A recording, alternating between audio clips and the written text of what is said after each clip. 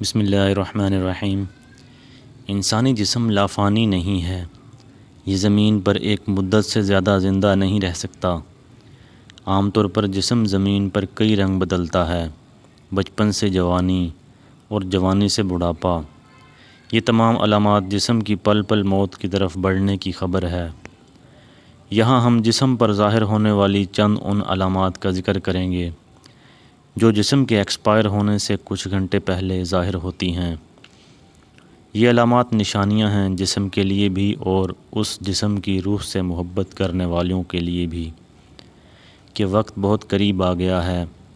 ایسے موقع پر محبت کرنے والوں کو چاہیے کہ وہ جسم کو تنگ نہ کریں اور اسے کوئی ذہنی یا جسمانی تکلیف نہ پہنچائیں تاکہ روح کے جسم سے جدا ہونے کا یہ عمل آسان ہو جائے۔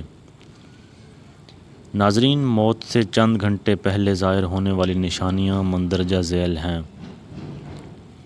نمبر 1، بھوک اور پیاس کا مٹ جانا۔ جب جسم ایکسپائر ہونے کے بالکل قریب چلا جاتا ہے تو انسانی حاجات جیسے بھوک اور پیاس کی ضرورت محسوس ہونی بند ہو جاتی ہے اور لاغر جسم مزید توانائی حاصل کرنے کے لیے خوراک کی درخواست بند کر دیتا ہے۔ نمبر 2، دیگر انسانی حاجات ختم ہو جاتی ہیں۔ موت سے کچھ گھنٹے پہلے جسم درد سے کراہتا ہے اور اس پر خوف کی علامات بھی ظاہر ہوتی ہیں جس میں کپ کپی وغیرہ طاری ہو سکتی ہے۔ نمبر 3، دل کی دھڑکن۔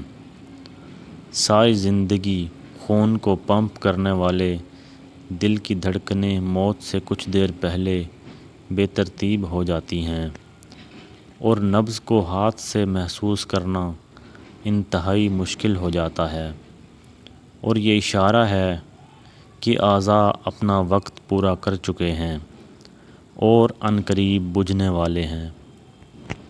جسم کا درجہ حرارت۔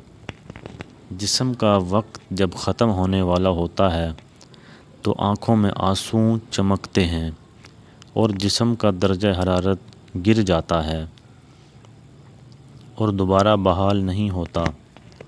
ایسے موقع پر اسے شدید پسینہ بھی آ سکتا ہے۔ محسوسات یعنی فیلنگز کم ہو جانا۔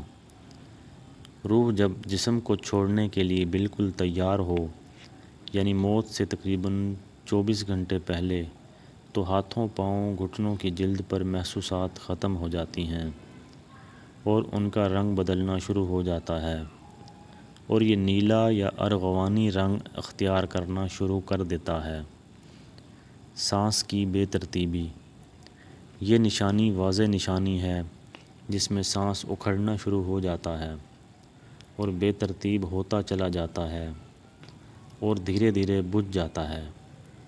سکرات کی حالت۔ میڈیکل سائنس اس حالت کو نہیں مانتی مگر میٹا فزکس کے سمجھنے والے جانتے ہیں کہ یہ وہ وقت ہوتا ہے جب رخصت ہونے والا لینے آنے والوں کو محسوس کرنے لگتا ہے اور دیکھنے لگتا ہے۔